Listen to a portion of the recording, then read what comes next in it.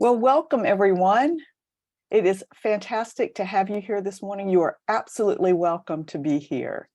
My name is Connie Henson. I am speaking to you from Gadigaland. I use the pronouns she and her. As I said, it is fantastic to have everybody. I am really excited about today. It feels like it takes a long time coming, and I'm not even one of the ventures, but here we are. Finally, we're going to hear about our ventures today. So let me tell you, we were part of the Spark Festival. There's all kinds of events going on, starting on the 12th of October. It's going to continue on through the 27th. There should be a link in the chat if you want to check out some of the other events. A couple of quick housekeeping things. We are doing live transcription. You probably saw that. You can link into that if that's something that you'd like to do. Also, the chat, the transcription, the recording, all of that's going to be available for people afterwards if you want to watch it that way. We absolutely invite you to participate in your own way. We will use inclusive language throughout and encourage you to do so as well. So without any further ado, I want to turn it right over to Carol Vale to welcome us and acknowledge country. Take it away, Carol. Thank you, Connie. Marang Barang, everybody. This is an incredibly exciting moment. Let me acknowledge country. Let me pay respects to the first grandmothers and mothers and entrepreneurs of the lands where all of you are coming to us from today. I pay my respects to them, my respect and acknowledge their wisdom, and I look forward to them continually overseeing and watching what we do. It is so nice to be on screen here with you all, and I'm very excited for the ventures. Thanks, Connie. Thank you, Carol, and lovely to see your face again. It's been a while since I've seen you, and thank you for that lovely acknowledgement. So here we are. We have had hundreds of applications come in. We've been through 2 rounds of voting. The ventures have been off on a retreat this last weekend, and today is the day we get to hear about them. Now, there's 3 things that are going to happen. The first thing is going to be Lauren Walsh is the Coralus Venture Development Guide. She's going to talk with us a little bit this morning. Then we're going to move over to Marianne Anderson, who is going to tell us about the ventures, tell us about our semifinalists as well as our final ventures. And then we're going to get to hear from the ventures themselves, which is very exciting. We get to hear their stories, who they are, how they're working on the world's to-do list. Now, as we're doing it, I'm going to invite all of you to jump onto social media. You can use the hashtag radical generosity at Coralus_world. This should be in the chat for you. Live out loud, as we like to say. Put it out there, because our stories are great, and it'd be wonderful to get that out there, let people hear about what we're doing. Go ahead and start getting the ventures some notice on social media as well. So let me stop there and turn it over to Lauren to talk with us a bit about the ventures. Hi, except I'm not Lauren, because Lauren is having technical difficulties joining us today. Oh, that's right. But I'm MJ Ryan. I'm the other development guide, and I am so thrilled to be here for this announcement, because I had the honor of prepping the semifinalists before you did the final choosing. And so I've met most of these people, and I've talked to them about what they're doing in the world, and I was absolutely thrilled that these 5 ventures were the ones that were selected. For those of you who don't know about Coralus, formerly SheEO, let me just say a couple words about what we've done. And for those of us who are activators and know some of this, there might be still some statistics that you actually don't know, which is the most exciting, which is that we have circulated almost $10 million to 120 women and non-binary people by distributing capital that is crowdsourced decision-making, which everyone who has voted knows that part. And 45% of our founders are from chronically excluded racial and ethnic groups.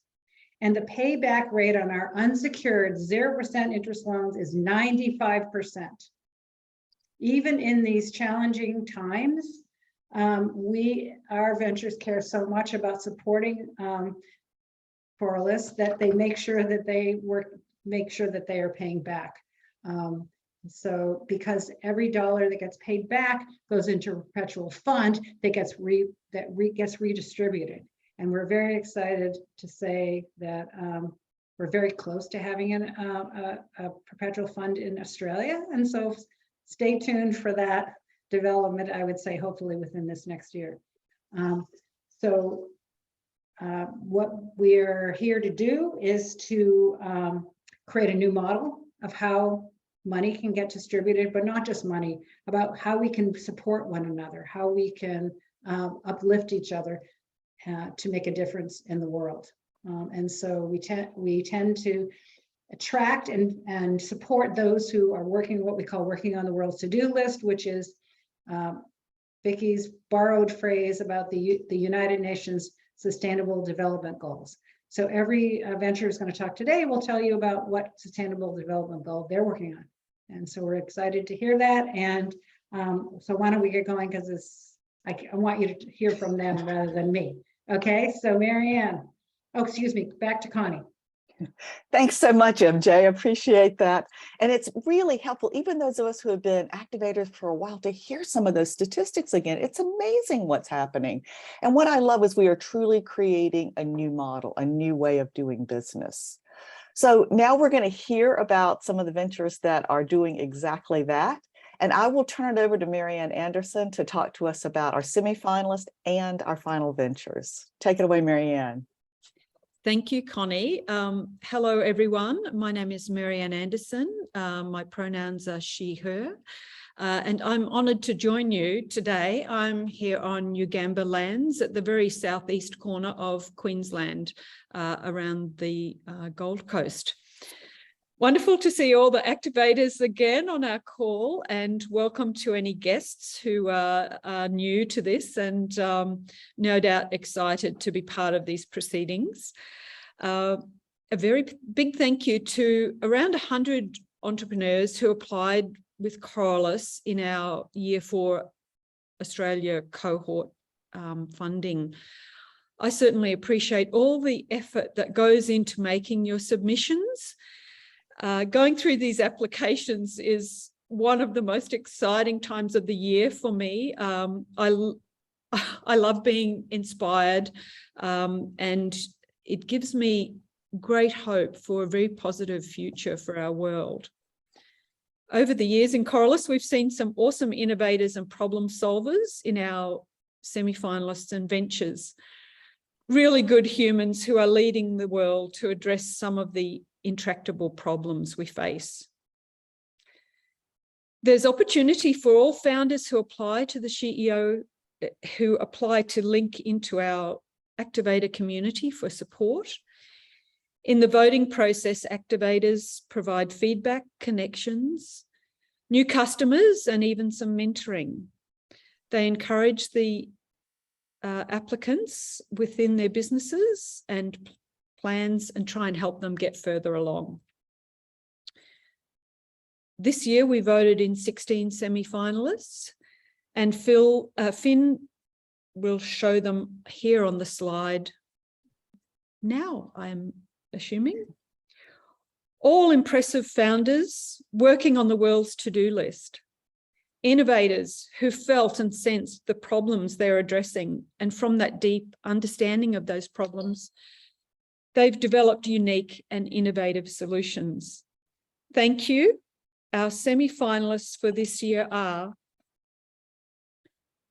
Baiko, Monica Zarafu, Marja Petrovic, Energy Synapse, Catherine Hutchins and Anio Rahebi from Good Eddie, Amanda Shepherd and Kelly Wilmot from Green Fox Training Studio and Green Fox Studio, Vanessa Murillo from I Am Grounded, Emma Clegg and Molly Rogers, Jam the Label, Bronwyn Koval, Need a Tutor, Lacey Webb, Resource Hub Consulting, Marion Vigo from Responsible Cafes, Jo Lane with Sea Health Products, Zoe Condliffe from She's a Crowd, Jen Donovan and Sarah Bretz from Spend With Us, Buy From a Bush Business.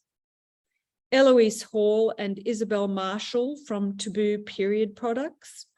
Stephanie Devine from The Very Good Bra. Sarah Hyland, Together Business, Indigenous Chartered Accountants. Karen Eels from Violet Co Legal and Consulting. Congratulations to all the semi-finalists.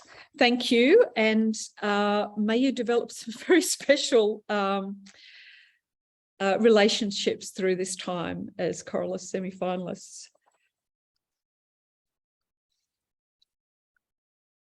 Now, for the moment we've all been waiting for, we're going to meet our Year 4 Australian Coralus Ventures. Some interesting information here. There's some facts about our new cohort. They are from 4 different states. 3 of the 5 ventures were referred by activators within our community. Together, they're working on 7 different UN Sustainable Development Goals. I'm going to announce the ventures one at a time. Once all 5 are announced, we invite you to cheer and celebrate with us.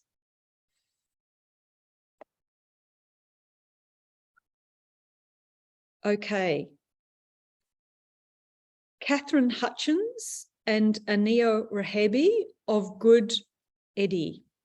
Good Eddie is an Australian-based business in Melbourne that produces edible cups to combat one of the world's major war on waste challenges, disposable cups.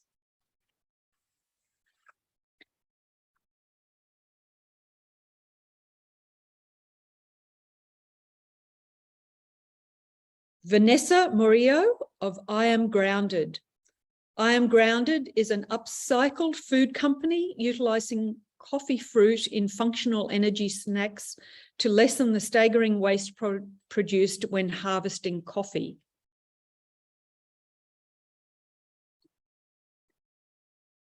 Jo Lane of Sea Health Products. Sea Health Products is pioneering kelp farming aquaculture in Australia. Zoe Condliffe of She's a Crowd. She's a Crowd uses crowdsourced data to make cities safe for women and gender diverse people and prevent sexual assault by closing the gender data gap. Sarah Hyland, Together Business, Indigenous Chartered Accountants. Through decolonising and humanising accounting and business advice, Together Business enables First Nations self-determination and wealth creation through enterprise. Congratulations to our new Australian ventures. We invite you to come off mute and cheer for these amazing entrepreneurs. Congratulations to our Year 4 ventures.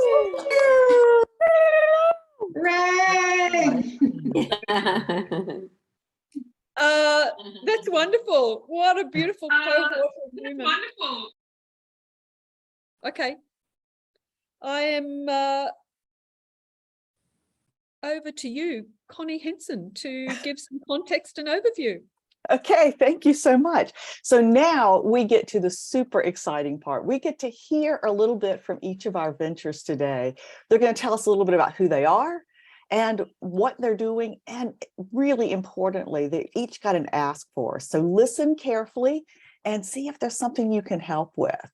While they're, afterwards, we're going to get into a little bit of conversation with them. But what we need to do is get a poll so that you can answer if you can help with their ask or if you're going to become a customer or in some way that you want to make a connection. And while we're doing that, I'm going to ask them a couple of questions. If we have time, we'll have a few more questions. So if you've got some, you can put them in the chat.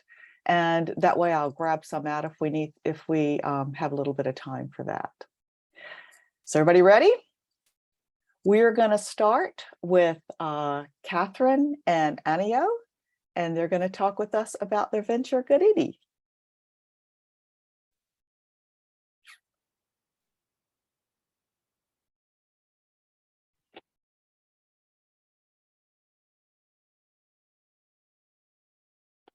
All right, hello everybody.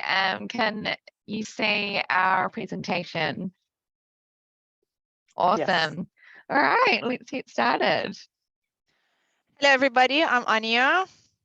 And I'm Catherine, and we are the founders of Good Edie. We're making it easy for everyone to fight against disposable cup pollution. Did you know that every year in Australia, we're disposing of 1 billion cups? If stacked end to end, they would stretch 3 times around the world. Most of these cups end up in landfill.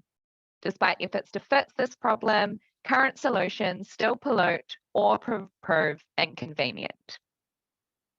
Good Edie is the only takeaway cup you can eat.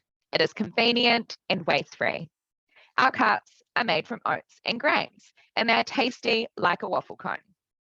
Good Edie cups will stay crispy for 45 minutes and won't leak for several hours. After you finish your drink, you can eat your cup. If they end up in the bin, they'll break down naturally in under 2 weeks, even quicker than a banana skin. Our solution is unique. Traditional cups create plastic pollution. There are limited facilities to process compostable cups. Consumers find reusable cups inconvenient. Other edible cups that you might find overseas are expensive and designed for indulgence. We are changing convenient packaging for good, and we are the right team to make this happen, with 20 years combined packaging industry experience. I bring expertise in production management and food technology, and Anio brings experience in strategic planning and business management. We started Good Edie as we really wanted to do something that would make a difference and that would have a huge positive impact on the environment. We made the impossible happen. It might sound easy, but we did over 256 different recipe trials to develop the Good Edie cup. Building Good Edie has given us a broad experience in creating a sustainable solution, and now we are ready to take it to the next level. Globally, we use 500 billion cups every year in Australia, and 1 billion in Australia. With only 1% of the market share, Good Edie will prevent 10 million disposable cups going to landfill. We aim to be sustainable in everything that we do. We source our ingredients locally and produce our cups in Melbourne. Consumers can order a Good Edie cup online or visit their local cafe. Despite COVID-19 challenges, we have achieved amazing traction in the market. 100% of consumers we've spoken to see our cups as a unique solution to minimize waste. This is a great opportunity to work together and have a huge impact on minimizing waste. Good Edie is currently raising funds to invest in a high-capacity line, which will produce 18 million cups per year and reduce the price point to be equivalent to current disposable cup options. Scaling up will address the current barrier to adoption, making Good Edie a globally accessible and sustainable solution. We're raising $5 million for equipment and working capital to execute our scale-up plan. If you're an investor, we're excited to hear from you. We would also love your support with referrals to aligned investors so we can conclude our capital raise by the end of November. Join the movement to win the fight against disposable cup pollution. One crunch, one bite, one cup at a time. Thank you. Thank you so much. That was excellent. Now, we're going to launch a quick Zoom poll so that everybody can, there it is. It's popped up here in front of my notes. This is an opportunity for you activators and others to support with the ask of this venture. Really important to generously offer up what you've got. It's an opportunity to share your expertise, your connections. This is a part of what our network is really about. It's about how we help each other and how we help these ventures become even more successful. You might become a customer this is a venture that will be easy to become a customer for. I would like to have my coffee and then eat it afterwards. That sounds lovely. You may become a venture partner. Important just to stay in touch. And you can, and, you know, when you do the poll, feel free to select multiple options there. Now, while we're doing that, I got a couple of questions for you guys. My first is, how did you achieve zero waste in your supply chain? That's amazing. So basically what the concept of Gudedi is something that you can eat, and that's after a lot of research and thinking around the solution that we wanted to create something that basically when people are consuming it, they don't need to put it in the bin, or if they put it in the bin, it comes back to the nature. So it has a great harmony with the nature. When it comes to sourcing our ingredients, we work with local suppliers, and we make sure that they also follow the sustainability practices. So everything has been very well thought through to make sure that everything we do is actually truly sustainable. That's terrific. It must feel really good to feel like your entire supply chain, your whole business from end to end is sustainable. That's wonderful. Thank you so much for that. So I've got another one for you. How are your suppliers, and I assume this is like cafes mostly, how are they positioning your products? So usually, so when we started working with the cafes and roasteries that they are very much focused on sustainability. Majority of them, they are positioning the cup like price of the alternative milk. So as usually people buy coffee with oat milk or almond milk, they pay a surcharge, which is 50 cents to $1.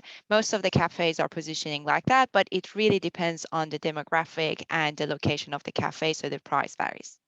That's great. Thank you. Okay, we've got maybe like just a couple of seconds here. If anybody's got a quick question, you want to pop it into the chat, I will ask that. And if not, what we might do is come back. Oh, here we go. Okay. Making the impossible happen. What systemic factors constrained this endeavor? Where should we start? So building something from the first principle that basically hasn't done it hasn't done before.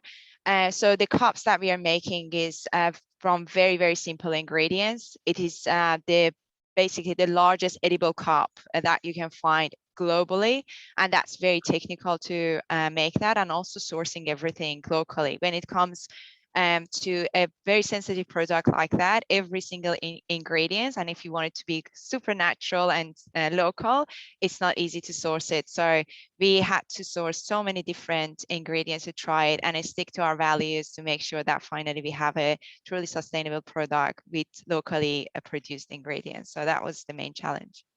Terrific.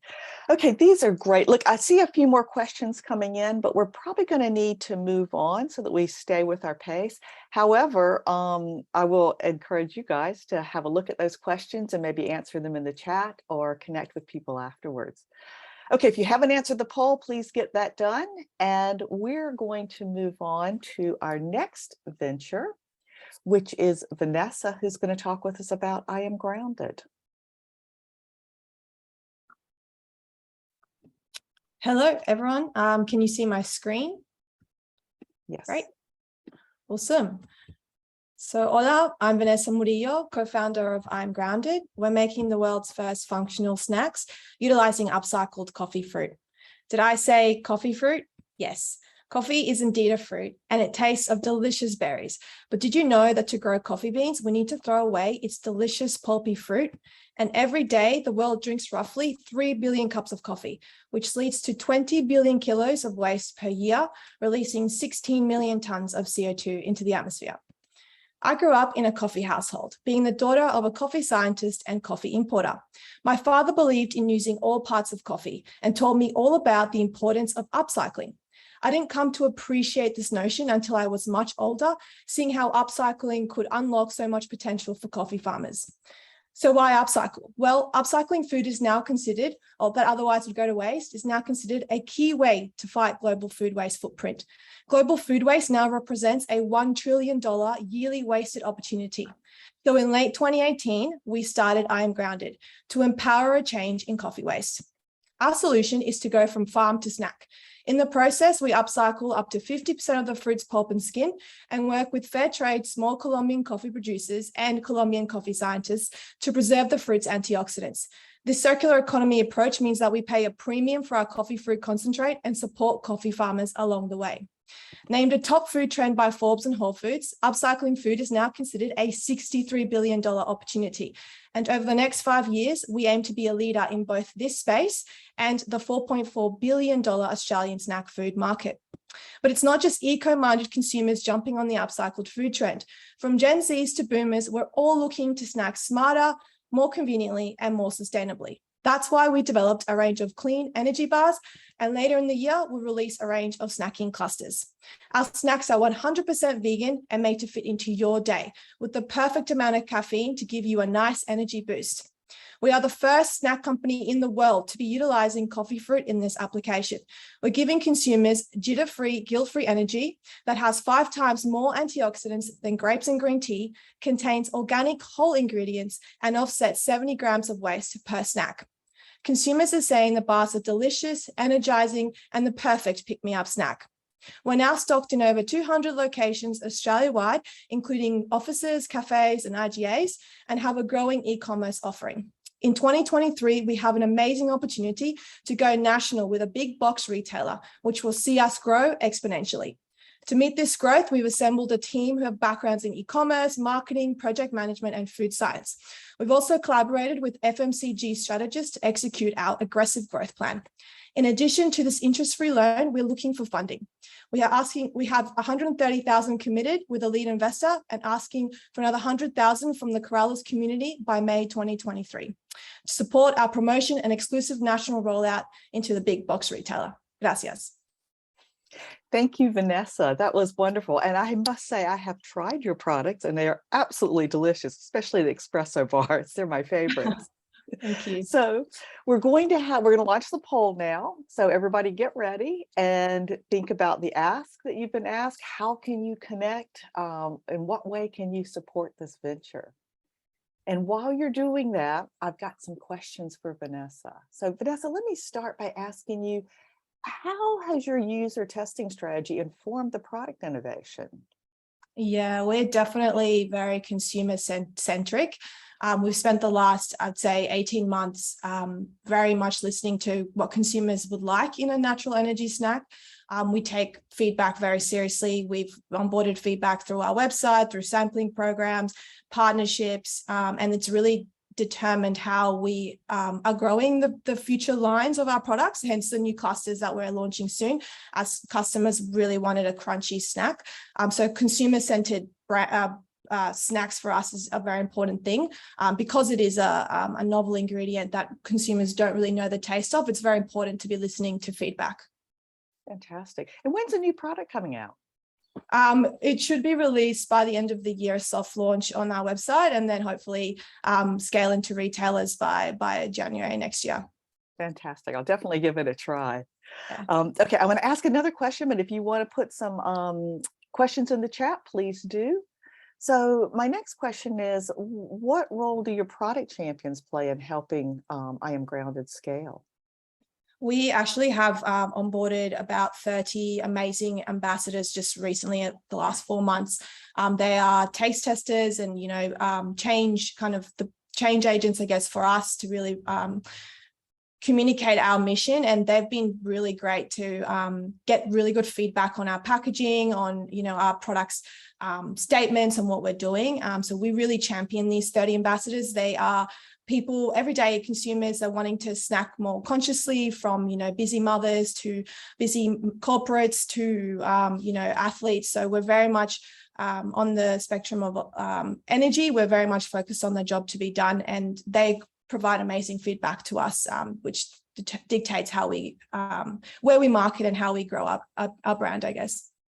Fantastic. It's almost like you're crowdsourcing some of it, isn't it? Yeah, it's It's a first to market, so we're very much focused on that consumer forward, I guess, product. So it's very important for us to engage with the community and understand what problems they have with snacks and how they energize or fuel themselves. And that we are very lucky to be nimble in that way, and that determines the flavors that we release and the channels that we sell into.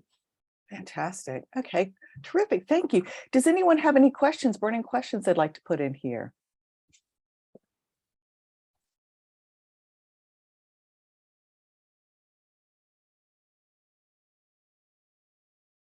Okay, I'm not seeing any right now. That's okay. Okay, if you have questions for Vanessa, please pop them into the chat. And oh, here we go.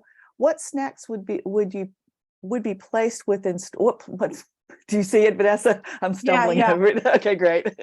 The current snacks we have in retail right now, so currently selling into IGAs and cafes, are the 50-gram energy bars. So they're the whole snack bars. The clusters, the placement for them will be very much like solo snacks. So we'll place them in offices, we'll place them in impulse buy. We'll look at convenience channel for them. But right now we've had a good traction with the bars, so we know exactly where they sell and where consumers are wanting that natural energy pick me up. Fantastic. Okay, thank you. And hey, you guys, as you have more questions for Vanessa, put them in the chat or connect with her. And I encourage you to keep going in that direction. And then we're going to move as a group on to our third venture, which is Joe Lane of Sea Health Products. Take it away, Joe.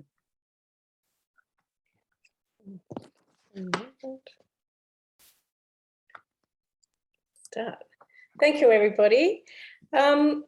Kelp farming requires no land, no fresh water, and no fertilizers to grow. And the product harvested is a valuable and versatile resource with many applications, including food, agricultural feed, cosmetics, and now some incredible research into bioplastics and even building materials. I'm on a mission to introduce kelp farming aquaculture to Australia, because despite our vast coastline, there are currently no kelp farms here yet. In 2015, I bought an existing business, Sea Health Products, where we hand harvest kelp for our health and wellness range. I soon realised we couldn't physically collect enough to keep up with the increasing demand. We have a range of seasoning and skincare products, and our smoked kelp recently won a gold medal in the Delicious Awards, and our furikake chili and our native finger lime kelp both received bronze. We currently supply Lush cosmetics and are in a number of health food stores. Since purchasing the business, our sales have tripled and our growth is now constrained by supply. The global seaweed market is valued at approximately $16 billion, with Australia importing over $40 million annually, which represents a massive opportunity. So the solution is kelp farming, and I set about making this happen. I received a Churchill Fellowship in 2019 and travelled to Asia, Europe, and America. When I returned, I discovered the major bottleneck to developing this industry in Australia is the lack of understanding of the breeding requirements of our unique species. I'm a marine biologist, and we built a laboratory, collaborated with Australian researchers, and have now successfully bred the first seeded lines of golden kelp, which are ready to be outplanted. Kelp is the underwater equivalent of our rainforests. It grows 5 times faster than land plants, absorbing carbon dioxide and reducing ocean acidification. Kelp provides important habitat and improves local biodiversity. And Professor Tim Flannery says in his book, Sunlight and Seaweed, planting 9% of our world's oceans with seaweed farms can remove 53 billion gigaton of CO2. So I started on this mission initially from a business perspective to get more kelp to scale my business. Whilst overcoming the problem of understanding the breeding requirements, we now realise we can contribute also to restoration projects. My vision is to improve the health of our marine environment by developing a sustainable kelp farming industry and contributing to restoring our declining kelp forests. We can create a network of farms, providing regional employment and a hopeful solution to climate change. We've recently secured 2 marine lease sites on the south coast of New South Wales. If we had a boat, we could scale the development of our farm and assist others into the industry. An investment of 500,000 or an introduction to investors would greatly help us with this pathway.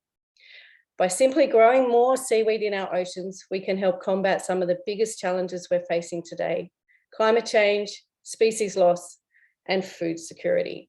Thank you. Wow, Joe, thank you. As a diver, I will never look at kelp the same way again. That's wonderful. Oh, It's pretty okay. amazing. Oh, it sounds really amazing. Okay, everybody, so we're launching our Zoom poll now. So same process as before, jump right in there and see if you can offer up some things to Joe and some connections there. And while you're doing that, and please, if you've got some questions, you can throw them in the chat. But in the meantime, Joe, I've got a couple of questions for you. So can you describe the kelp farm growing cycle that you're creating?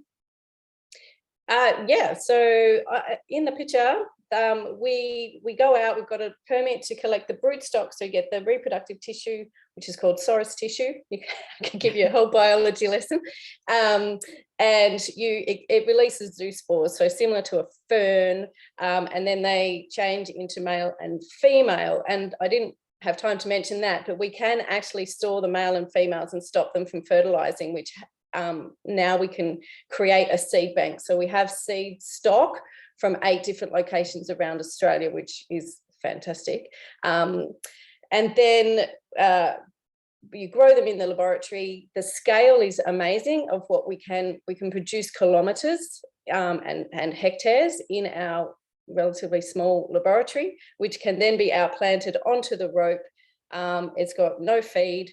And once it's in the ocean, it absorbs the nutrients from the ocean. And then, as it's not been done in Australia before, we're not sure of the growth rates, but potentially after 6 months, it'll be ready to harvest. Wow, that is so interesting. Thank you. Okay, one more question for you. What's the greatest B2B demand for kelp currently? Cosmetics is my biggest that I supply because of the history that I've got.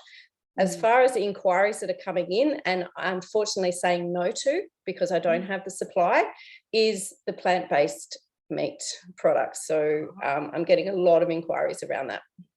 Wow, that sounds terrific. Being a vegetarian, I'll be very interested in that product.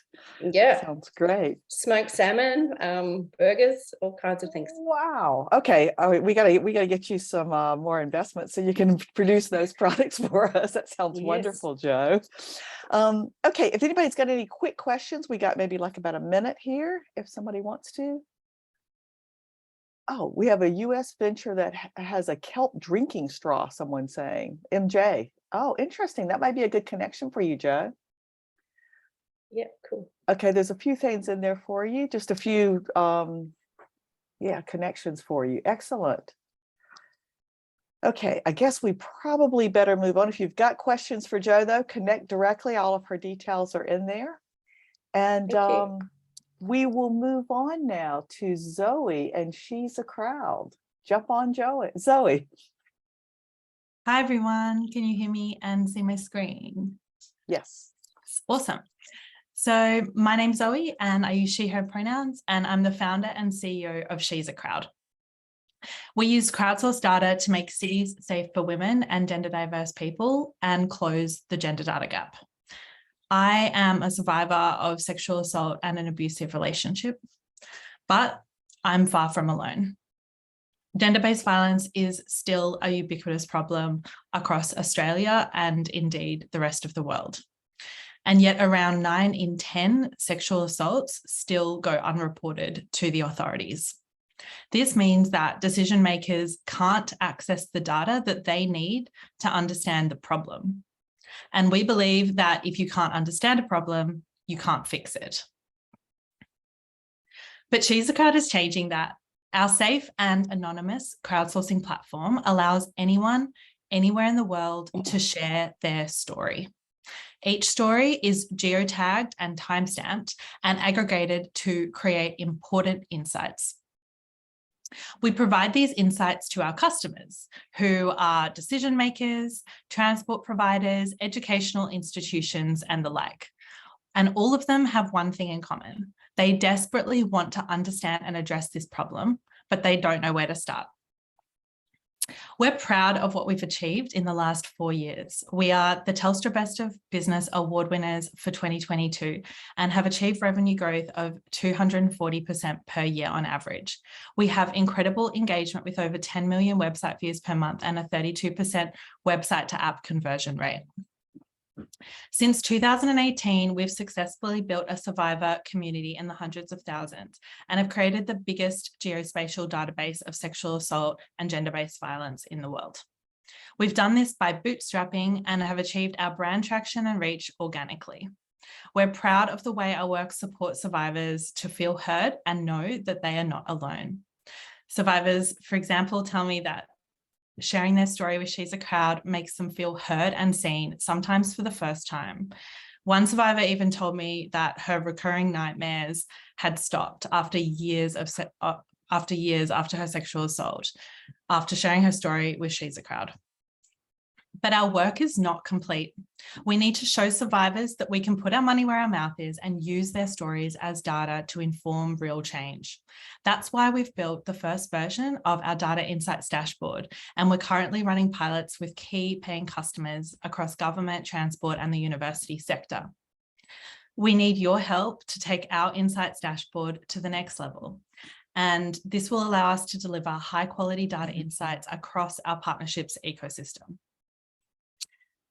So we really need your help to do this. We're looking for investor introductions and business coaching to take our business to the next level. We need to build a customer-facing brand and seamless subscription-based software as a service platform, which allows customers from all over the world to access high-quality data insights and organized data sets that help us address SDG number 5 and make every city, school, university, workplace, and home safer for women and gender diverse people. So I have over 6 years experience in gender advocacy and crowd mapping. I pioneered Australia's first ever crowd mapping platform in 2016, which scaled to 5 continents globally. I'm also a researcher at Monash University in the Emerging Technologies Lab.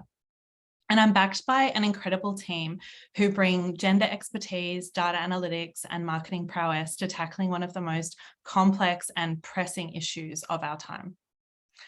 So join the crowd and help us make every city in the world safe for women and gender diverse people. Thank you. Thank you, Zoe. God, what an amazing venture you've got. And I just love the way that you're using data in such a socially responsible and effective way. Thank you for that. We're going to launch the poll now, so everybody jump on and please see how you can help She's a Crowd move to that next level. And while you're doing that, I have a couple of questions for you, Zoe. My first is, can you describe how a current client is using the data from She's a Crowd? Yeah, so it's interesting because we weren't quite sure where the data would land when we started. Oh, my dog's trying to get it. And there she is, that's not a ghost. But we originally started working at quite a high level with state government who were finding that, you know, they were trying to create personal safety strategies, and they'd never actually considered gender in those at all. So across transport systems, they had not taken a gendered approach to personal safety, which seems wild, but we've actually had a big last like 5 to 7 years in terms of development in this space. So as we've seen I guess the social consciousness grow around this issue, we've also noticed an increase in customer demand for our products and services. And so originally we were working on that kind of advocacy level where a state government department would say, we don't even have the funding resources or business case to make this case internally to get more funding for this policy or for the services that we need to provide. So we would help them with that. But we've also done things like helping to design safer bike cages so that we can increase participation in female cycling and really like practical kind of infrastructure-based projects like that, as well as helping the rideshare industry advocate for safer rideshare in emerging technologies. Wow, I love it. I love it. It's fantastic. Look, we just got just maybe like a minute, so I want to ask you one more quick question. You talked about the incredible impact you've had in the last 5 years.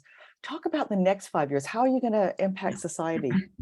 Yeah, so the first 4 or 5 years that we've been around have really been survivor centric and focused on making sure that the way that we collect data is ethical and responsible and centered around the way survivors want to share their story. And I think that, you know, our track record has really shown that we've done that. And now the next 4 to 5 years is going to be about ensuring that we deliver the data insights that will actually create change. And there's a lot of complexities around this because obviously it's a sensitive area and a sensitive data set that we're working with. So in 5 years, I want our data to be easily accessible and really, you know, high quality insights available to any government, legislator, university across the world. They could access data and insights about their neighborhood or the particular intersection of work that they're working within. And actually we can measure change using our data as well. Either Wow. a hybrid model or 100% from home. Oh. Okay, somebody's got your mic on. Okay, thank you so much for that. So it's really excellent to hear about, and it is quite inspiring to hear what you're doing with data in such a transparent way. If people have other questions, you can connect through the chat or directly. And we're going to move on to venture number 5, which is Sarah Hyland with Together Business. So Sarah, jump on. Hello everyone, my name is Sarah Hyland. I use the pronouns she, her, and I'd like to start by acknowledging that I'm joining from Larrakia country today in Darwin and would like to acknowledge the country that I'm joining from. I am a proud Anawan woman and the founder of Together Business. And like most Aboriginal and Torres Strait Islander people that I work with on a daily basis, I am extremely frustrated with the barriers and bureaucracies that continue to get in the way of Indigenous entrepreneurs accessing basic business and wraparound support. For example, complete a needs assessment, submit your business plan, fill in some paperwork, and then we might assess the possibility of you speaking with a business advisor about a topic that we deem appropriate. I started Together Business to break these barriers down, to be a credible voice at all levels of decision making, and to support founders to navigate their way around these time-wasting activities. The demand to procure from Indigenous business is at an all-time high, and yet our sector, which adds over 4.9 billion to the economy annually, are literally stuck in queues at their local banking branch, only to be told that they should make an appointment and the next available isn't for 2 weeks. These aren't just analogies, but examples of the kind of scenarios that I'm no longer surprised to witness.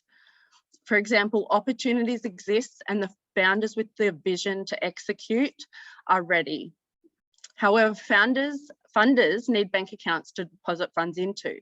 To open a bank account, you need a legal structure.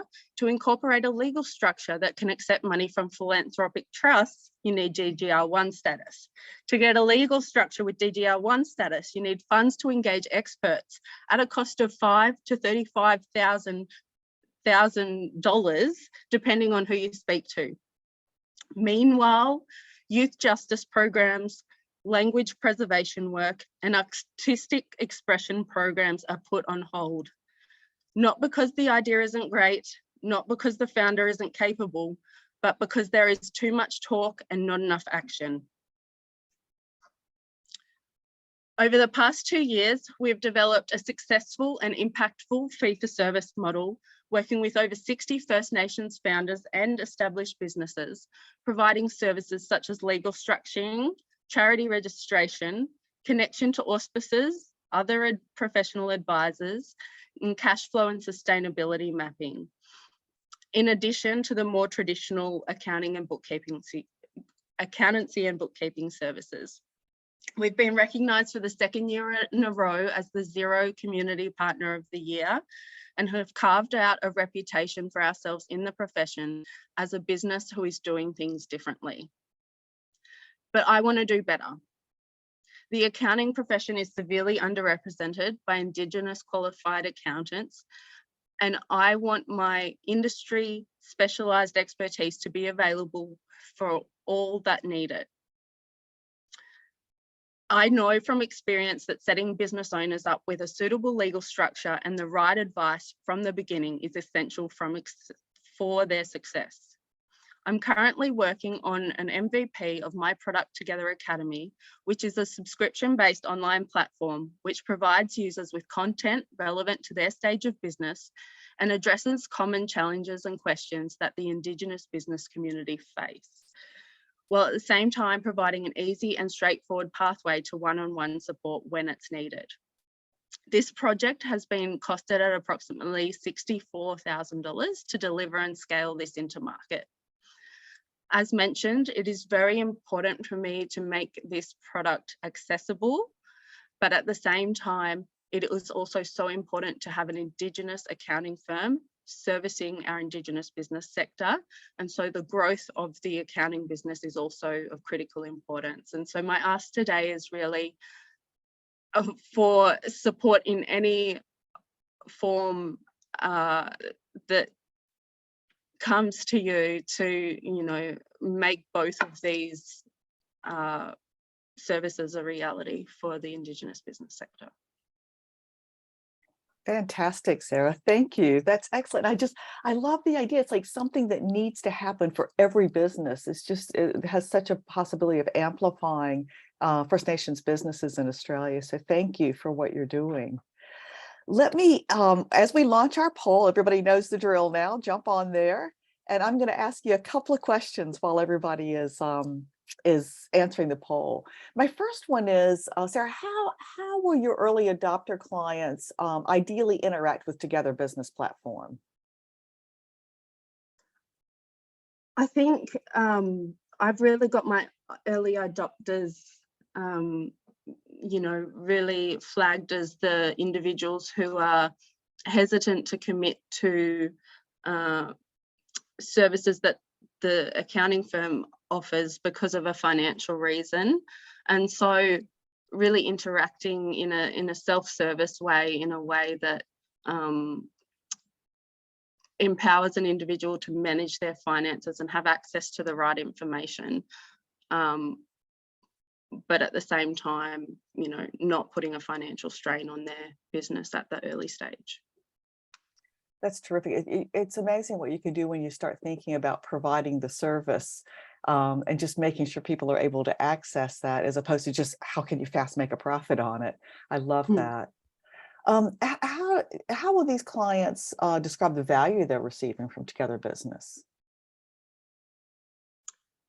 Yeah, I think the common theme for a majority of the businesses I talk to is just uncertainty and confusion, conflicting messages, whether it's looking up online or what someone down the road says. And so I think it's just that trusted source of expertise and knowledge that can, essentially give people peace of mind that they're receiving the right knowledge.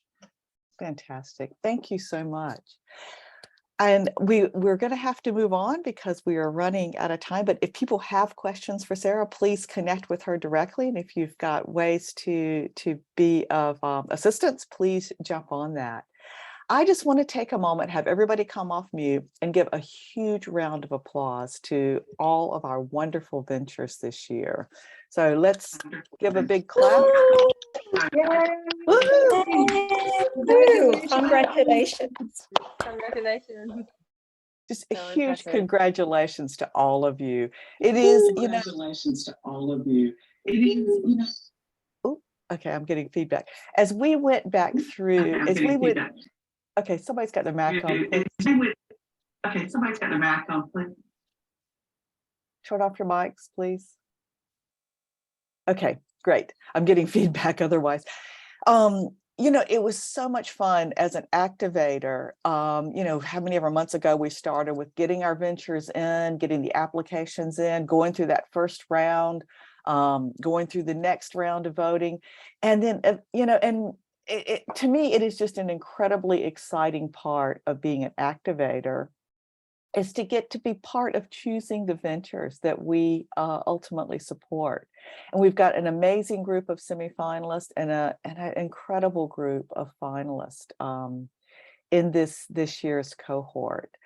And so I encourage everybody who is already an activator, who is part of our group, to jump in and start connecting with these ventures, offering what you've got. It's all about radical generosity. That's what we do. If you are not an activator and you're just visiting us today, can I encourage you to come along and join us? I cannot tell you how wonderful this experience has been for me. I joined honestly thinking, yep, I'll just put in my donation because I'd like to support women and non-binary entrepreneurs. And I thought that'd be the end of it.